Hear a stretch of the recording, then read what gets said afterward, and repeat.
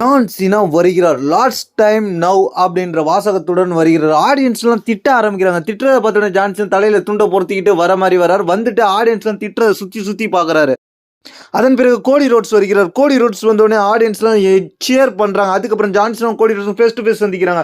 John Cena, நீ தான் என்னோட ஹீரோவாக இருந்த. உன்னோட ரெஸ்லிங் ஃபைட்லாம் பார்க்கறதுக்கு எனக்கு அவ்வளோவா ரொம்ப பிடிக்கும்.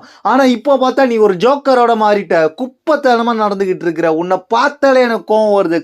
கூடி நீ இங்கே உள்ள மக்களை போல தான் நீ பார்த்துக்கிட்டு இருக்க. ஆனால் உன் தலையில் சாக்கடை தான் ஓடிக்கிட்டு இருக்கு. ஏன்னா நீ என்ன சிந்திக்கிறன்றதே தெரிய மாட்டேக்கு. நீ இவ்வளோ கேவலமாக தான் இருக்கிற. நான் என்னைய போய் நீ குப்பன்னு சொல்கிற.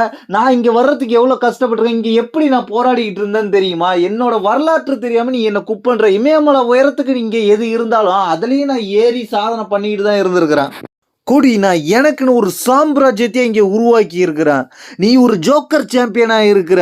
ஜோக்கர் சாம்பியனே, உன்னை நான் ரிசல்மேனியாவில் சந்திக்கிறேன். ஜான்சினா வெளில கிளம்புறாரு. கோடி ஜான்சினாவை பார்த்து, ஜான்சினா உனக்கு மல்யுத்தம் செய்ய தகுதியே இல்லை, தைரியமும் இல்லை.